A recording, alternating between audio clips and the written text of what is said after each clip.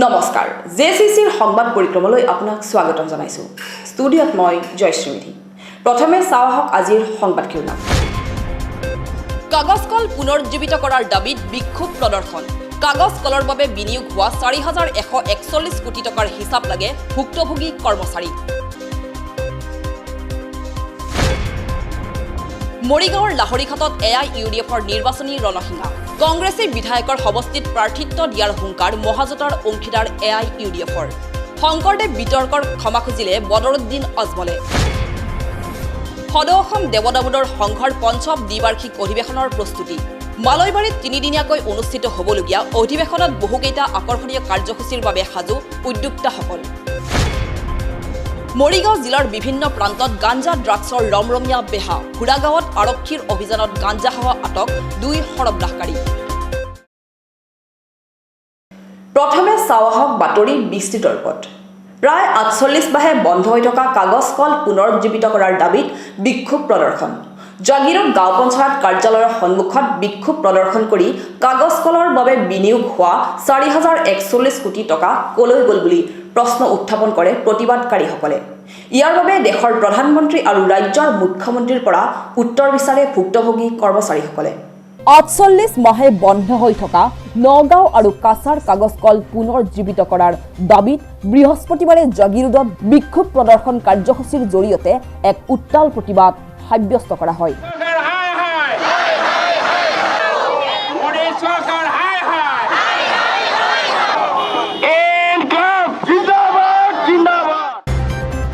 জাগিৰোড গাঁও পঞ্চায়ত কাৰ্যালয়ৰ সন্মুখত কেন্দ্ৰীয় তথা ৰাজ্য চৰকাৰৰ বিৰুদ্ধে এই প্ৰতিবাদ সাব্যস্ত কৰে কলডুটাৰ শ্ৰমিক কৰ্মচাৰীসকলে কলডুটাৰ কৰ্মচাৰীসকলক লৈ সংগঠিত joint action committee for recognised ইউনিয়নৰ উদ্যোগত সাব্যস্ত কৰা এই প্ৰতিবাদৰ মাধ্যমেৰে যোৱা 48 মাহে বন্ধ হৈ থকা দেশৰ বৃহৎ উদ্যোগসমূহৰ অন্যতম নগাঁও আৰু কাছাৰ কাগজ কল পুনৰুজ্জীৱিত কৰাৰ দাবী উত্থাপন কৰাৰ লগতে দুয়োটা কলৰ 80জন শ্ৰমিক কৰ্মচাৰী বিনা বেতনে অকাল মৃত্যু হোৱাৰ প্ৰতিবাদো কৰা হয় বিক্ষোভ কাৰ্যসূচীত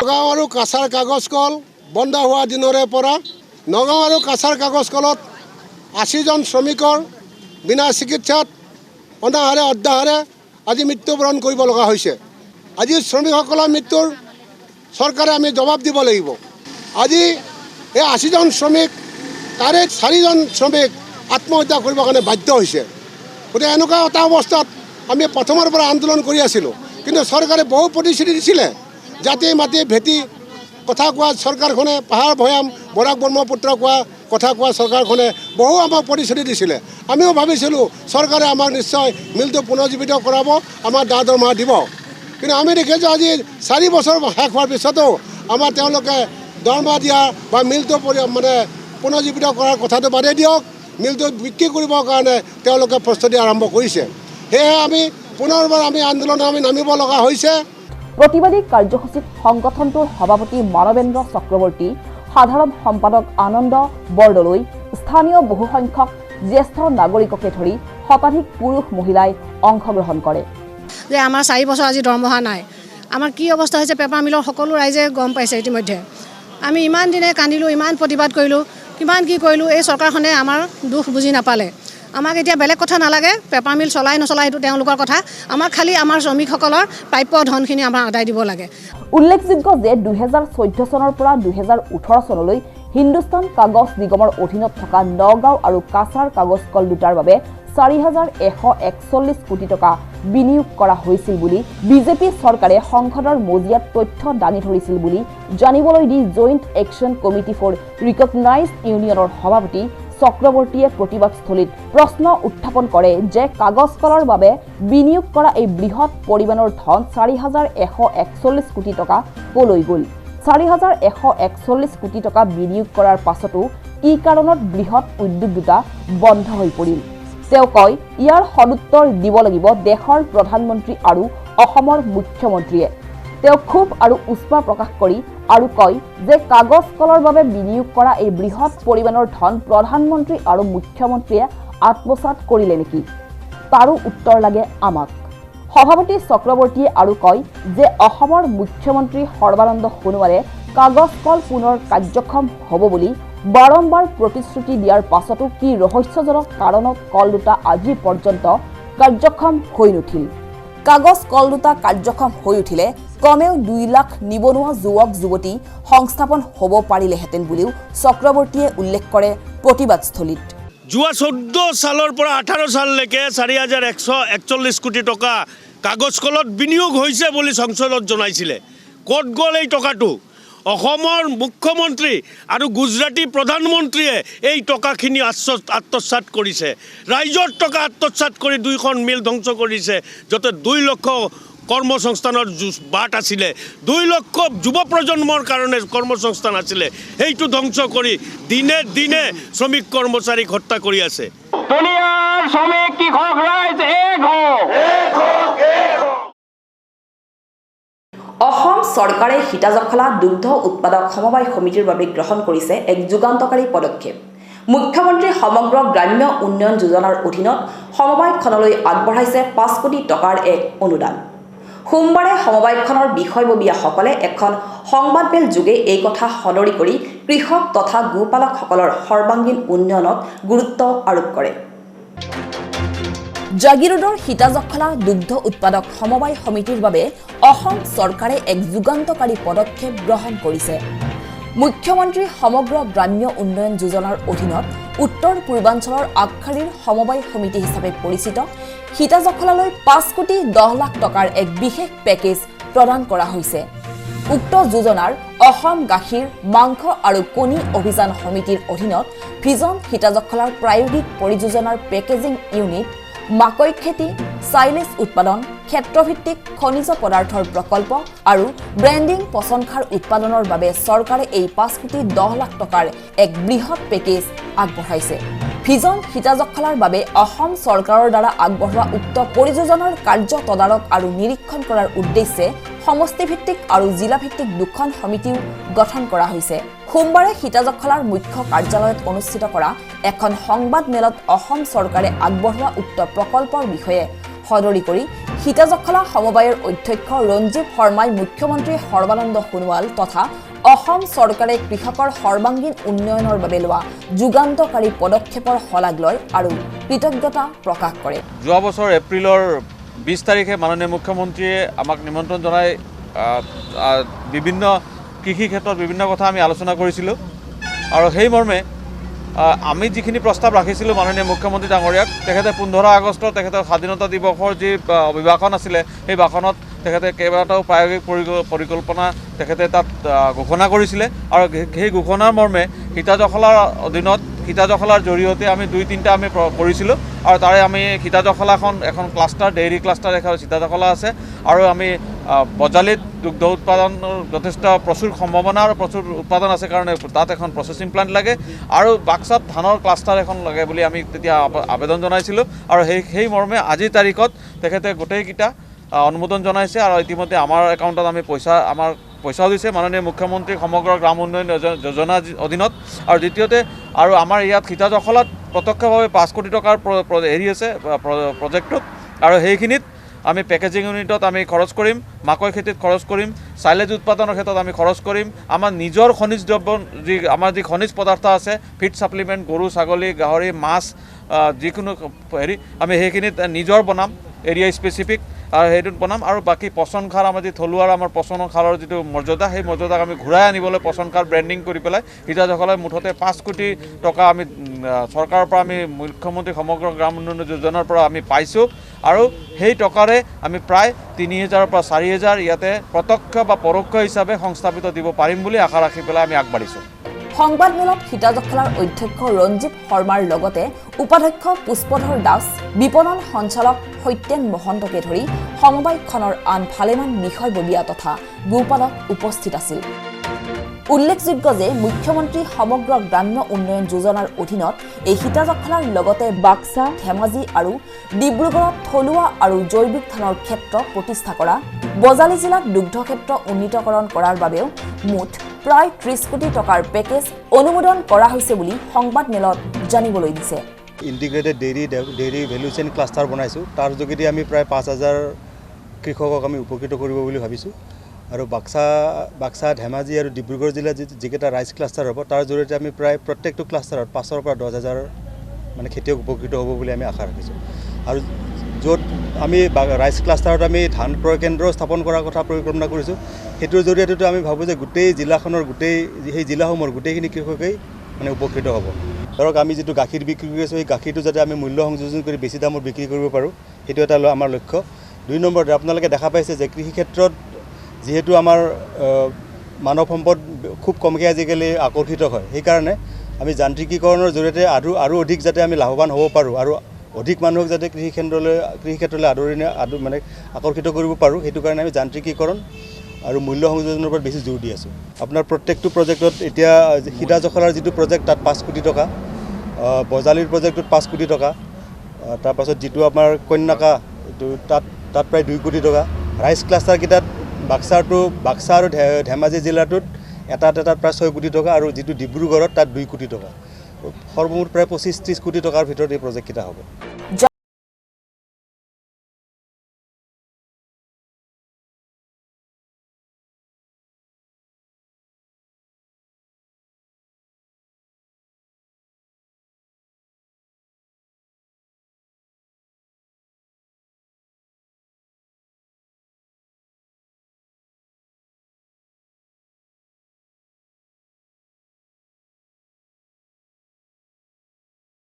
বাটচৰা মুকলি কৰাৰ লগতে সমবায়খনলৈ উক্ত প্ৰকল্পৰ অংশ বিশেষ এখন ট্ৰেক্টৰো আগবঢ়ায় অসম চৰকাৰৰ এই প্ৰকল্পৰ জৰিয়তে ৰাজ্যখনৰ কেইবা সহস্ৰাধিক কৃষক উপকৃত হ'ব বুলি আশা কৰিছে মন্ত্ৰীগৰাকীয়ে উন্নয়ন যোজনাৰ অধীনত আমাৰ সকলোৰে প্ৰাণৰ অসমৰ এখন বিখ্যাত কোঅপাৰেটিভ ছ'চাইটি সীতা জখলালৈকে মাননীয় মুখ্যমন্ত্ৰী ডাঙৰীয়াই বিত্তমন্ত্ৰী ডাঙৰীয়াই 5 কোটি টকা আগবঢ়াইছে এই 5 কোটি টকাৰ অংশ বিশেষ আমাৰ মেইজ কাল্টিভেশ্যন আৰু আমাৰ কেইবাটাও কম্পোনেণ্ট আছে আমাৰ প্ৰায় 1000 কৃষকক সীতা জখলাৰ তৰফৰ পৰা 6000 কোটি টকা দিয়া হ'ব মাকৈ খেতিৰ কাৰণে আৰু আমাৰ গাখীৰৰ উৎপাদন এই অঞ্চলত কেনেকৈ বঢ়াব পাৰি আনকি পচন সাৰৰ উৎপাদন কেনেকৈ বঢ়াব পাৰি গাখীৰৰ মানদণ্ড কেনেকৈ বঢ়াব পাৰি পেকেজিং কেনেকৈ উন্নত প্ৰক্ৰিয়াৰে কৰি আমাৰ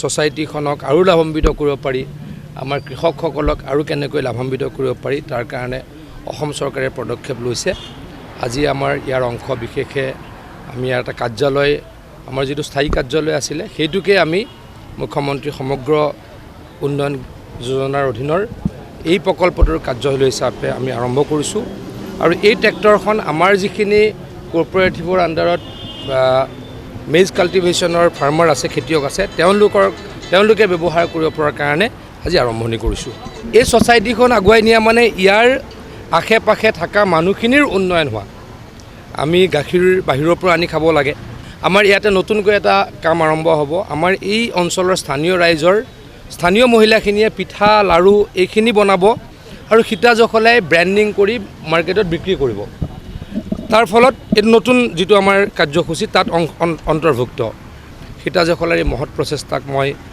ধন্যবাদ জ্ঞাপন কৰিছোঁ পুনৰবাৰ অসমৰ মাননীয় মুখ্যমন্ত্ৰী আৰু বিত্তমন্ত্ৰী ডাঙৰীয়াক ধন্যবাদ জ্ঞাপন কৰিছোঁ আমাৰ অনুষ্ঠানটোক এইদৰে প্ৰত্যেক দিনাই সহায় কৰাৰ কাৰণে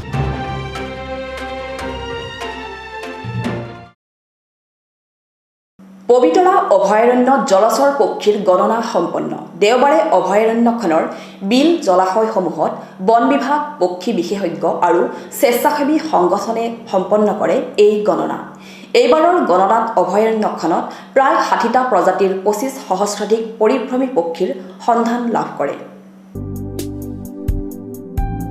শীতৰ সময়ছোৱাত পৰিভ্ৰমী পক্ষীৰ কলৰৱে মুখৰিত হয় এশিঙীয়া গড়ৰ ৰম্যভূমি পবিতৰা অভয়াৰণ্য এইবেলি পবিতৰা অভয়াৰণ্যত দ্বিতীয়বাৰৰ বাবে গণনা কৰা হয় জলচৰ পক্ষীৰ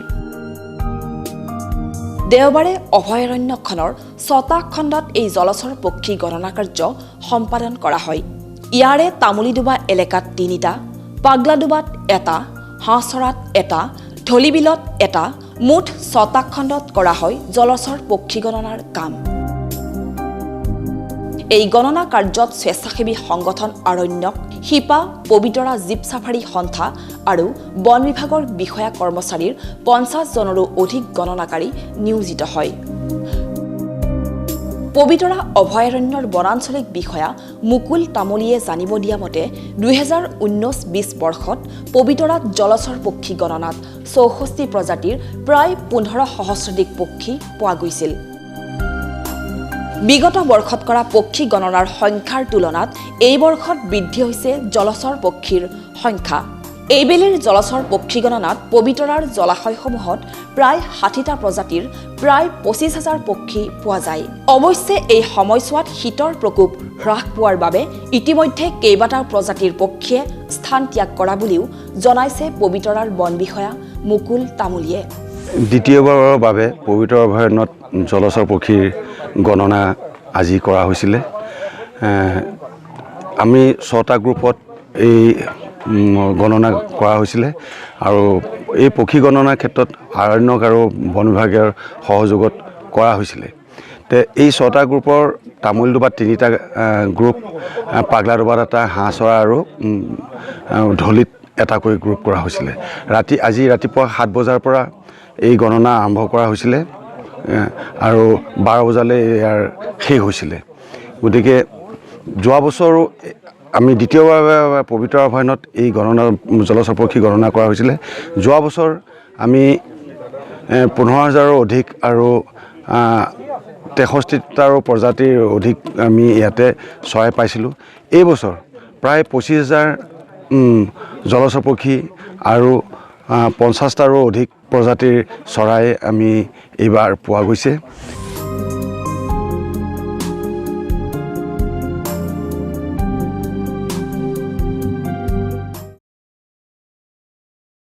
বিধায়ক নজৰুল ইছলামৰ দুৰ্গ লাহৰীঘাট সমষ্টিৰ তিনিচুকীয়া খেলপথাৰত AIUDF প্ৰধান বদৰুদ্দিন আজমলৰ নিৰ্বাচনী ৰণসিঙা। শংকৰদেৱৰ বিতৰ্কৰ বাবে বটদ্ৰৱাবাসী আৰু অসমবাসীৰ ওচৰত ক্ষমা খুজিলে বদৰুদ্দিন আজমলে। ধিঙৰ বিধায়ক আমিনুলৰ বিৰুদ্ধে সবল প্ৰতিবাদকো আওকাণ কৰি সোমবাৰে জিকা হাৰাৰ দায়িত্ব জনতাৰ ওপৰতে এৰি নিশাই ধিং সমষ্টিত আমিনুলৰ টিকট নিশ্চিত বুলি ঘোষণা কৰি মঙলবাৰে লাহৰীঘাট সমষ্টিৰ তিনিচুকীয়া খেলপথাৰত আজমলে বজালে নিৰ্বাচনী ৰণসিঙা। দলৰ সাধাৰণ সম্পাদক আমিনুল ইছলামে স্পষ্ট কৰি দিলে যে লাহৰীঘাট সমষ্টিটো মহাজোঁটৰ মাজৰ পৰা AIUDFে বিচাৰিব আৰু কংগ্ৰেছৰ সৈতে চিট সন্দৰ্ভত আলোচনা হ'ব। কেইবা সহস্ৰাধিক লোকৰ উপস্থিতিত বদৰুদ্দিন আজমলৰ ঘোষণা। এনে সমাৱেশৰ পাছত লাহৰীঘাট সমষ্টিটো কংগ্ৰেছক দিয়াৰ প্ৰশ্নই নাই। আমাৰ আশা আছে যে ডক্টৰ সাহেব এতিয়া ৰিটায়াৰ্ড হৈ যাব লাগিছে। তেখেতৰ আপোনালোকে আৱাজটো দেখক, হাত কাঁপি আছে, মুখে কাঁপি আছে, খেলিবই নালাগিছে। তথাপিও আমি গ্ৰেণ্ড এলায়েন্সৰ ভিতৰত আমাৰ কমিটিৰ ভিতৰত আমাৰ মানুহবিলাকক আমি কৈ দিছোঁ যে এনিহাও এই চিটটো আমি আনিব লাগে। আজমলৰ ঘোষণা, আগন্তুক নিৰ্বাচনত 28-30টা চিট পাব AIUDFে।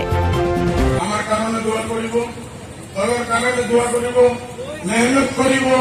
এইবাৰ কমচে কম 28-30টা চিট আমি জিকি আহিবলৈ লাগিব। সভাত লাহৰীঘাটৰ বিধায়ক নজৰুল ইছলামক কটাক্ষ আজমলৰ। লাহৰীঘাটৰ সমস্যাৰ কথা মইহে ক'ব লাগে সদনত, নজৰুলে মনে মনে থাকে। মন্ত্ৰী ডক্টৰ হিমন্ত বিশ্ব শৰ্মাৰ প্ৰসংগত আজমলৰ মন্তব্য, হিমন্ত বিশ্ব শৰ্মাই সকলো দলকে ফাইনেন্স কৰি আছে মহাজোঁটৰ বিৰুদ্ধে। চবক হিমন্ত বিশ্ব শৰ্মা ফাইনেন্স কৰি আছে, কাৰ লগত আছে? এই চবৰ লগত আছে। কাৰ লগত সিটো কৈ আছে চব পাৰ্টিত মোৰ মানুহ আছে, চবক ফাইনেন্স কৰি আছে। শংকৰদেৱ বিতৰ্কৰ সন্দৰ্ভত আজমলে কয় তেওঁৰ হেনেও জিভা পিছল খালে।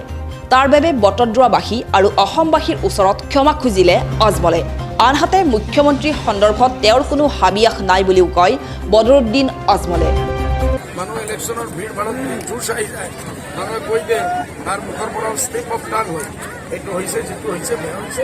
ময়ো বেয়া পাইছোঁ আৰু গোটেই অসমবাসী আৰু বটদ্ৰৱা থানৰ যিমান মানুহ আছে চবৰ ওচৰত মই নিজে সমপ্ৰাৰ্থী। মেহনত কৰিব, দোৱা কৰিব, আমাৰ দিন আহিছে, আহি আছে দিনা দিন আহি আছে। আমাৰ এক এক বিৰাট হিৰো হৈ যাব, বিজেপি জিৰো হৈ যাব।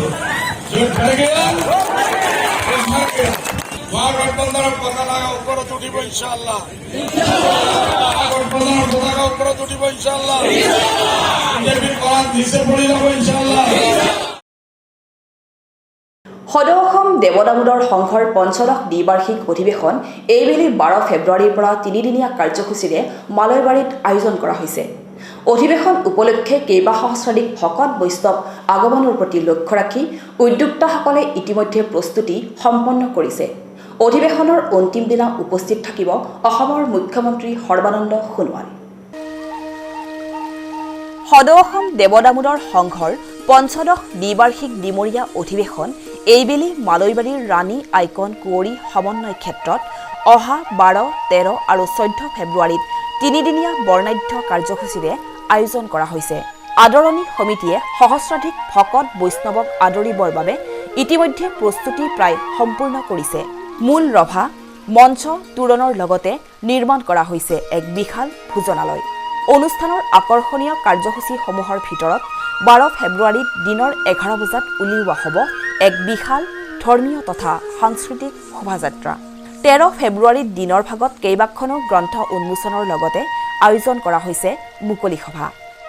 গুৰু শ্ৰী শ্ৰী দামোদৰদেৱৰ পঞ্চদশ দ্বিবাৰ্ষিক অধিৱেশনখন ডিমৰীয়াৰ মালৈবাৰীত অহা 12 ফেব্ৰুৱাৰীৰ পৰা 13লৈকে 3দিনীয়া কাৰ্যসূচীৰে 14 তাৰিখলৈকে আমি আয়োজন কৰিছোঁ আৰু ইয়াত বিভিন্ন কাম ইতিমধ্যে চলি আছে ৰাইজৰ সহযোগত, অঞ্চলবাসীৰ সহযোগত, আৰু আমি আশা কৰিছোঁ যে পৰৱৰ্তী যি 3টা আমাৰ অধিৱেশনৰ দিন তাত নিশ্চয় ৰাইজৰ আমি অকুণ্ঠ সঁহাৰি পাম।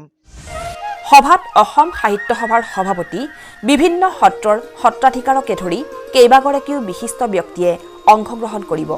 14 ফেব্ৰুৱাৰীৰ সামৰণি অনুষ্ঠানত উপস্থিত থাকিব ৰাজ্যৰ মুখ্যমন্ত্ৰী সৰ্বানন্দ সোণোৱাল, বিত্ত, স্বাস্থ্য, শিক্ষা আৰু লোক নিৰ্মাণ বিভাগৰ মন্ত্ৰী হিমন্ত বিশ্ব শৰ্মাকে ধৰি কেইবাজনো বিশিষ্ট ব্যক্তি।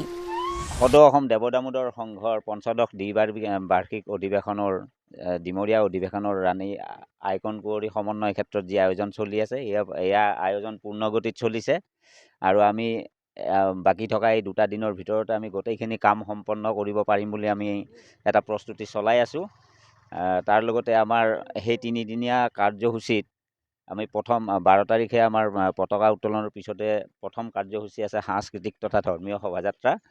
তাৰ পিছতে 13 তাৰিখৰ আমাৰ কাৰ্যসূচীত আছে সাহিত্যৰ অনুষ্ঠান আছে। ইয়াত আমাৰ সাহিত্য সভাৰ সভাপতি মাননীয় কুলধৰ শইকীয়া ছাৰ। 12 তাৰিখে আমি সন্ধিয়াৰ ভাগৰ পৰা গোটেই নিশা জুৰি সদৌ অসম ভিত্তিত দিহানাম প্ৰতিযোগিতাৰ ব্যৱস্থা কৰা হৈছে। 14 তাৰিখত আমাৰ মুকলি সভাত মাননীয় মুখ্যমন্ত্ৰী, মাননীয় বিত্ত, স্বাস্থ্য আৰু লোক নিৰ্মাণ বিভাগৰ মন্ত্ৰী হিমন্ত বিশ্ব দেৱ আৰু বিভিন্ন মুৰব্বীসকল উপস্থিত থাকিব।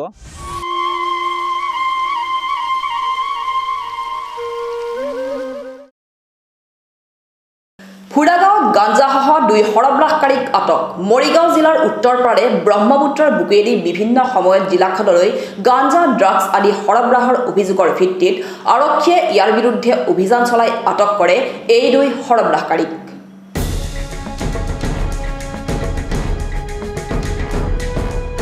ব্ৰহ্মপুত্ৰৰ বুকুৰে মৰিগাঁও জিলালৈ ভাং, ড্ৰাগছ সৰবৰাহ কৰি দীৰ্ঘদিন ৰমৰমীয়া বেপাৰ চলাই অহা 2 সৰবৰাহকাৰী মঙলবাৰে মৰিগাঁও জিলাৰ ফুৰাগাঁও আৰক্ষীৰ জালত পৰে।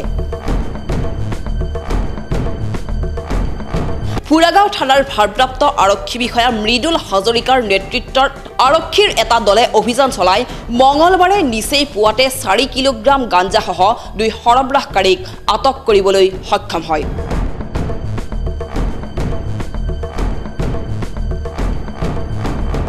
আটকাধীন সৰবৰাহকাৰী 2টা হৈছে দৰং জিলাৰ শ্যামপুৰ থানাৰ অন্তৰ্গত 2 নং শ্যামপুৰৰ হামিদুৰ ৰহমান আৰু বিলাপ আলী।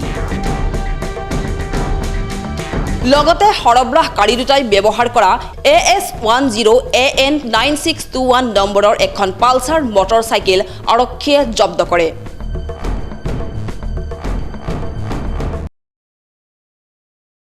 এতিয়া চাওঁ আহক সংক্ষিপ্ত ৰূপত কেইটামান বাতৰি।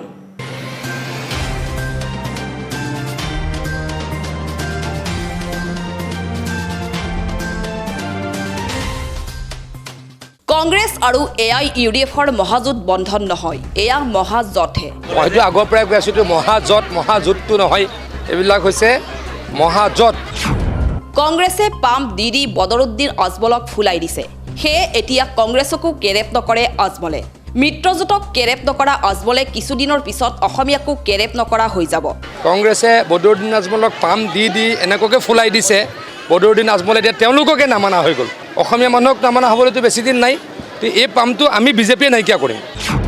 কংগ্ৰেছ আৰু AIUDF কাজিয়া লাগি ধ্বংস হ'ব আৰু বিজেপিয়ে চৰকাৰ গঠন কৰিব, এই মন্তব্য মন্ত্ৰী পীযুষ হাজৰিকাৰ। তেওঁলোকে কংগ্ৰেছৰ মানুহবিলাকে অলপ উল্লাসিত হৈ আছিলে, ক'ৰবাত AIUDFৰ মানুহবিলাকে উল্লাসিত হৈ আছিলে, উৎফুল্লিত হৈ আছিলে। এইটো কাজিয়া লাগি ধ্বংস হৈ যাব আৰু ইলেকশ্যনত আমি জিকিম। মিত্ৰজোঁটত থকাৰ পিছতো ৰবিবাৰে মঙলদৈৰ এখন সভাত কংগ্ৰেছ আৰু AIUDF দুয়োটা দলেই প্ৰাৰ্থিত্ব প্ৰদান কৰিব বুলি বদৰুদ্দিন আজমলে কৰা মন্তব্যৰ পিছতে এনেদৰে আক্ৰমণৰ লক্ষ্য কৰি লয় মন্ত্ৰীগৰাকীয়ে। উল্লেখ্য যে জাগিৰোড সমষ্টিৰ ধৰমতোলত সোমবাৰে প্ৰায় 10 কিলোমিটাৰ পথৰ আধাৰশিলা স্থাপন কৰি এনেদৰে মন্তব্য কৰে মন্ত্ৰী পীযুষ হাজৰিকাই। আজি আমি ইয়াত এটা ৰাস্তা বনালোঁ, আমাৰ কপিলী নদীৰ মথাউৰিত প্ৰায় 9.5 কিলোমিটাৰ ৰাস্তা, ধৰমতোলৰ পৰা আহঁতগুৰি জয়শ্ৰী বুলি কয় মথাউৰিয়ে যিটো ৰাস্তা লক্ষ্মীনাথ বেজবৰুৱা জন্মস্থান সংলগ্ন। আমি প্ৰায় 9 কোটি টকাৰ এই ৰাস্তাটো বনোৱাৰ আধাৰশিলা আজি আমি সম্পন্ন কৰিলোঁ।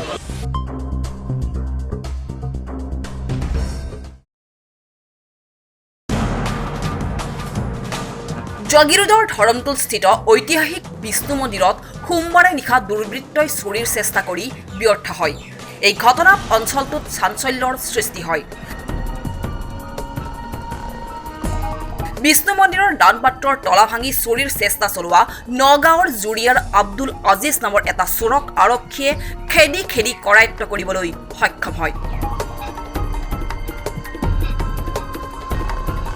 অৱশ্যে ছফিকুল ইছলাম নামৰ আন এটা চোৰ পলাই যাবলৈ সক্ষম হয়। ইতিমধ্যে ধৰমতোল আৰক্ষীয়ে এই ঘটনা সন্দৰ্ভত তদন্ত অব্যাহত ৰাখিছে। উল্লেখযোগ্য যে ইয়াৰ পূৰ্বেও দুৰ্বৃত্তই বিভিন্ন সময়ত ঐতিহাসিক মন্দিৰটোক লক্ষ্য কৰি চুৰিকাণ্ড সংঘটিত কৰিছিল। যোৱা ৰাতি প্ৰায় 1:30মান বজাতে আমাৰ এই মন্দিৰৰ ৰাস্তাৰ ওচৰত যিটো দানপাত্ৰ আছে, এই দানপাত্ৰটো চোৰে আহি তলাটো ভাগিলে। সেই দানপাত্ৰটো তেওঁলোকে তলা ভাগা অৱস্থাতে সেৱকীয়ে যিহেতুকে ৰাতি প্ৰায় 1:30মান বজাত পইচা তাত সোমাবলৈ আহিছিলে, এজন মানুহ কিবা লুকা ভাগু খেলি থকা নিচিনা দেখা পালে আৰু গৈ তেওঁলোকে পহৰাদাৰ পুলিচক বাটত পাই জনাই থৈ গ'ল। আৰু তেওঁলোকে আহি পোৱাৰ আগমুহূৰ্তত উত্তৰ ফালৰ যিটো আমাৰ গেট আছিলে, গিলৰ দুটাকৈ ডাঙৰ তলা আছিলে, সেই দুটাও ভাগিলে, কিন্তু সোমাব নোৱাৰিলে। তেনে সময়তে প্ৰশাসনৰ মানুহ আহি মন্দিৰ পোৱাৰ লগে লগে তেওঁলোকে পলাবলৈ চেষ্টা কৰিছিল, কিন্তু প্ৰশাসনৰ মানুহে গৈ গাঁৱৰ মাজেদি দৌৰাই এজনক ধৰিলে আৰু তেওঁলোকৰ মাজত 2জন আছিল। তেওঁ কোৱা মতেদি চোৰে এজন ধৰা পৰিছে আৰু এজন পৰা নাই। গতিকে বৰ্তমান মন্দিৰৰ চুৰ তেওঁলোকে কৰিবলৈ সুবিধা নাপালে। ভৱিষ্যতলৈ যাতে মন্দিৰটো সুৰক্ষা বা নিশ্চিত কৰিব পৰা যায়, তাৰ বাবে আমি সমূহ ভক্তমান ৰাইজৰ হৈ চৰকাৰক বা প্ৰশাসনক আমি দাবী জনাইছোঁ।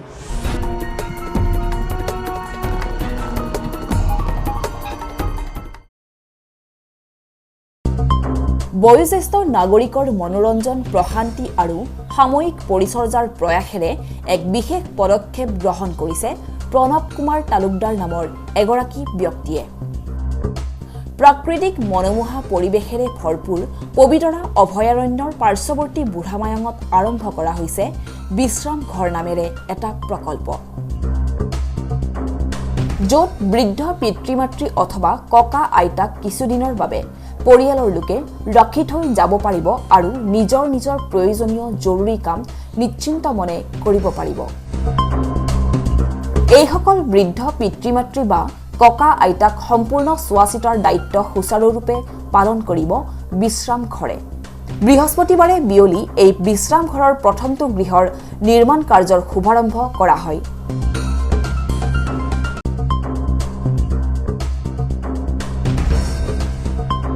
এই উপলক্ষে অনুষ্ঠিত এখন সভাত অসম সাহিত্য সভাৰ উপসভাপতি মৃণালিনী দেৱী, প্ৰাক্তন সভাপতি তথা বিশিষ্ট সাহিত্যিক ডক্টৰ লক্ষ্মীনন্দন বৰা, গৱেষক দিগন্ত বিশ্ব শৰ্মা, জ্যেষ্ঠ অভিযন্তা JN খাটনিয়াৰ আদি ব্যক্তিসকল উপস্থিত থাকে।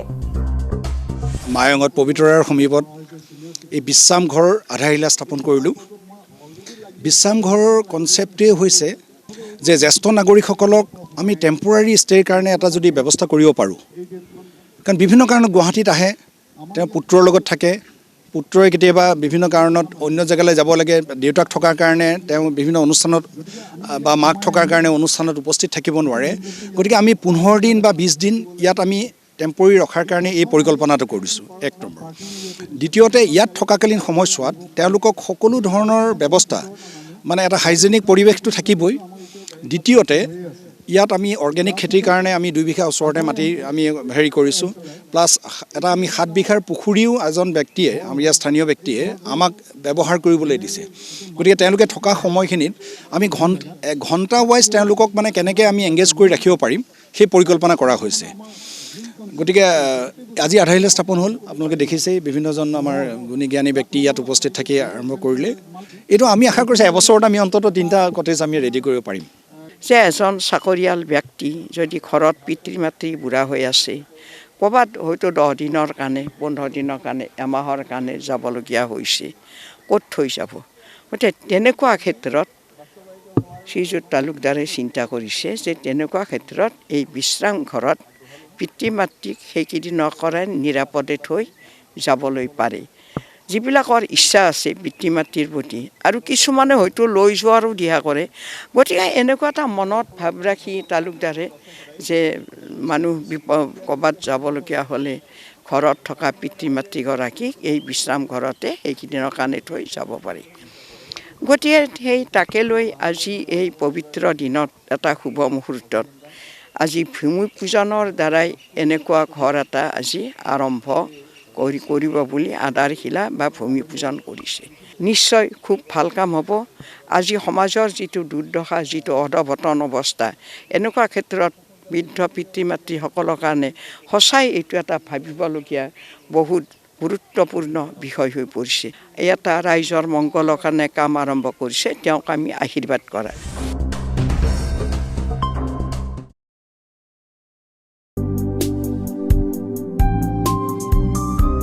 কামৰূপ মহানগৰ জিলাৰ ক্ষেত্ৰীস্থিত ৰাষ্ট্ৰীয় শিক্ষক প্ৰশিক্ষণ প্ৰতিষ্ঠানৰ BEd আৰু MEdৰ নৱাগত আদৰণি সভাখন মঙলবাৰে প্ৰতিষ্ঠানখনৰ প্ৰেক্ষাগৃহত দিনজোৰা কাৰ্যসূচীৰে অনুষ্ঠিত কৰা হয়। অনুষ্ঠানত আমন্ত্ৰিত অতিথি হিচাপে উপস্থিত থাকে বিশিষ্ট শিক্ষাবিদ গংগাপদ চৌধুৰী আৰু শংকৰদেৱ বিশ্ববিদ্যালয়ৰ উপাচাৰ্য ডক্টৰ হিতেশ ডেকাৰ লগতে অঞ্চলটোৰ কেইবাগৰাকীও বিশিষ্ট ব্যক্তি। প্ৰতিষ্ঠানখনৰ অধ্যক্ষ ডক্টৰ পৱন গগৈৰ পৌৰাহিত্যত অনুষ্ঠিত সভাত বিশিষ্ট ব্যক্তিসকলে ছাত্ৰ ছাত্ৰীক উদ্দেশ্যি অনুপ্ৰেৰণামূলক ভাষণ আগবঢ়ায়।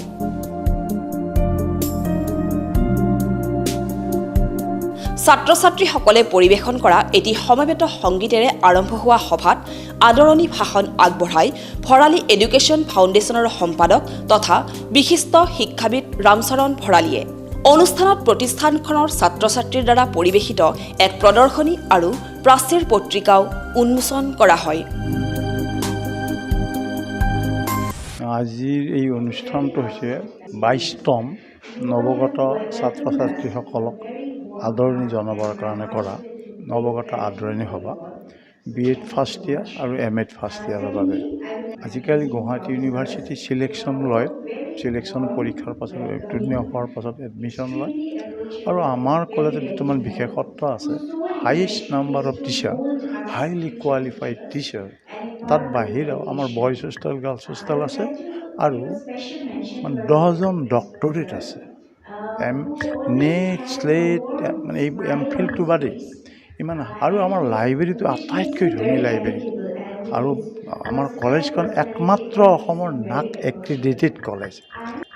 নৰ্থ ইষ্টত মণিপুৰত এখন আছে, অসমত ক'তো চৰকাৰী বেচৰকাৰী ক'তো NAAC এক্ৰিডিটেড BEd কলেজ নাই। গতিকে আৰু গুৱাহাটী ইউনিভাৰ্চিটিৰ পৰা একেৰাহে 5 বছৰ এই কলেজখনে ফাৰ্ষ্ট ক্লাছ ফাৰ্ষ্ট হৈছিল। এই যোৱা পৰীক্ষাটো তেওঁলোকে 63% কমত কোনেও পোৱা নাই, 100% পাছ আছে, ওপৰত 85% পাইছে।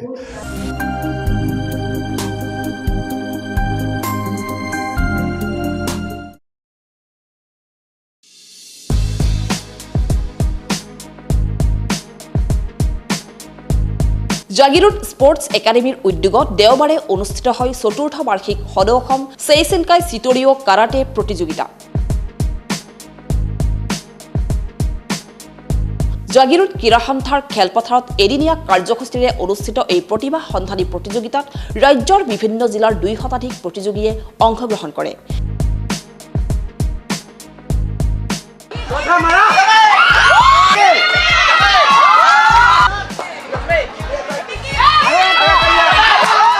জুনিয়ৰ আৰু সিনিয়ৰ শাখাত কিশোৰী তথা যুৱক-যুৱতীসকলৰ মাজত শাৰীৰিক আৰু মানসিক বিকাশ, আত্মৰক্ষাৰ কৌশল তথা ক্ৰীড়াসুলভ মনোভাৱ জগাই তোলাৰ উদ্দেশ্যেৰে এই প্ৰতিযোগিতা আয়োজন কৰা হয় বুলি জনাইছে উদ্যোক্তাসকলে।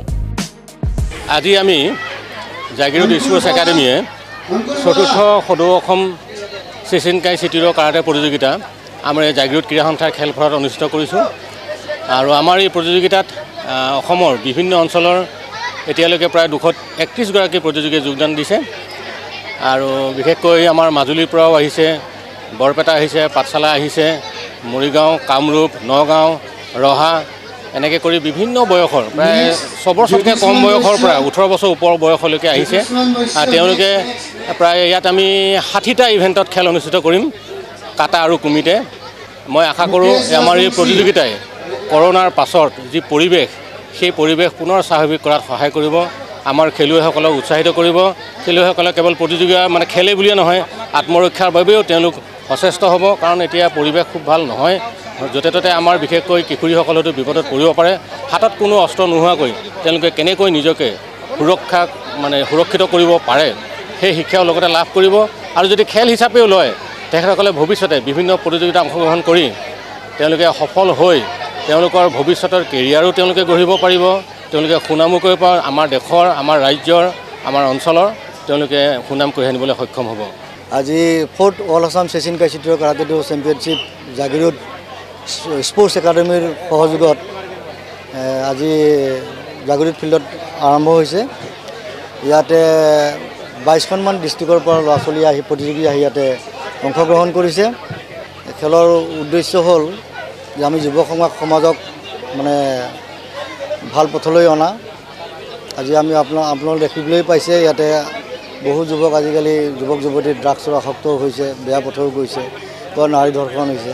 সেয়েহে আমি যেন সকলো যুৱক যুৱতী এই মাৰ্চেল আৰ্টলৈ আহে শিকিবলৈ কাৰাটে, আৰু শিকি নিজকে পৰিৱৰ্তন কৰে, দেহ মন শক্তি গোটেইখিনি।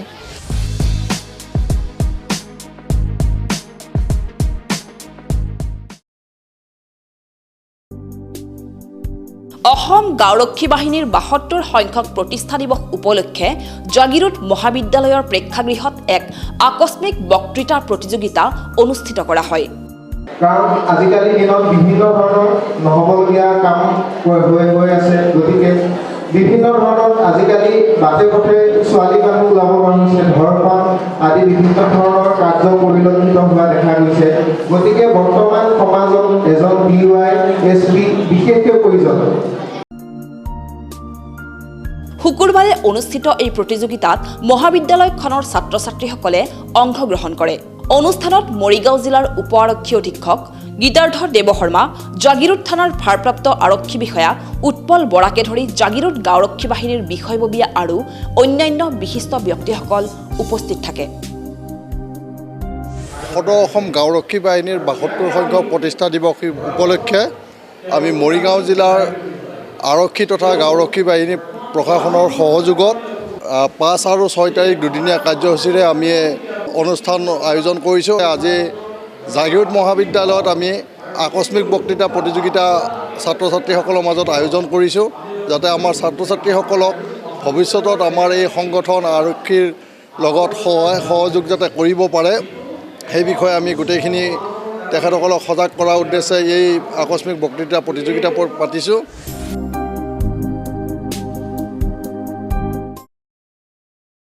ভাৰতীয় জনতা পাৰ্টিৰ জাগিৰোড মণ্ডলৰ অনুসূচিত জাতি মৰ্চাৰ এখন বিশেষ কাৰ্যনিৰ্বাহক সভা মঙলবাৰে অনুষ্ঠিত কৰা হয়। জাগিৰোডস্থিত দলটোৰ মুখ্য কাৰ্যালয়ত অনুষ্ঠিত কৰা এই কাৰ্যনিৰ্বাহক সভাৰ প্ৰাকমুহূৰ্তত দলটোৰ পতাকা উত্তোলন কৰে তিৱা স্বায়ত্ত পৰিষদৰ উপমুখ্য কাৰ্যবাহী সদস্য তুলসী বৰদলৈয়ে।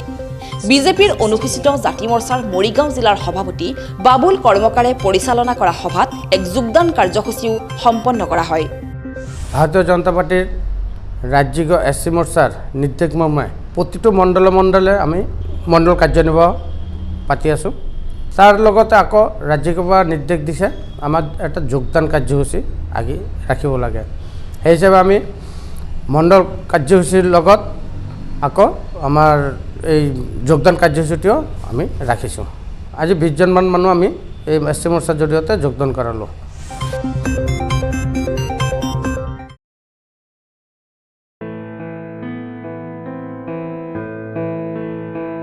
দেওবাৰে সোণাপুৰৰ মালৈবাৰীৰ শ্ৰীমন্ত শংকৰদেৱ নামঘৰ প্ৰাংগণত কলঙৰ পাৰত সাহিত্য সংস্কৃতিৰ সমন্বয় মঞ্চ অসমৰ প্ৰথম বাৰ্ষিক অধিৱেশন অনুষ্ঠিত হৈ যায়।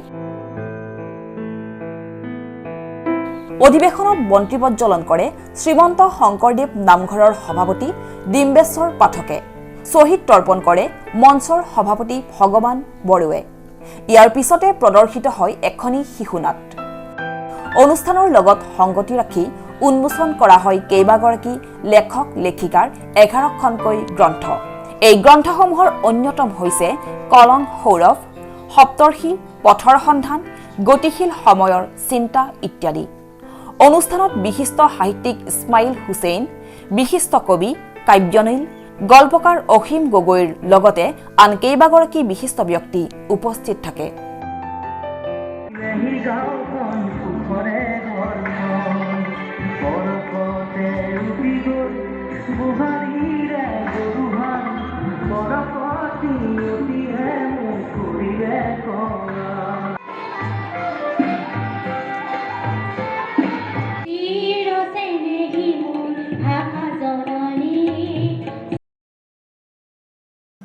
আজিৰ সংবাদ পৰিক্ৰমা ইমানতে সামৰিছোঁ। জাগিৰোড, মৰিগাঁও আৰু ইয়াৰ কাষৰীয়া বিভিন্ন অঞ্চলৰ বাতৰিলৈ আমি আপোনালোকৰ মাজলৈ আহোঁ প্ৰতি বুধবাৰে সন্ধিয়া আৰু বৃহস্পতিবাৰে পুৱা। গতিকে চাবলৈ নাপাহৰিব আপোনালোকৰ প্ৰিয় অনুষ্ঠান JCCৰ সংবাদ পৰিক্ৰমা। ধন্যবাদ।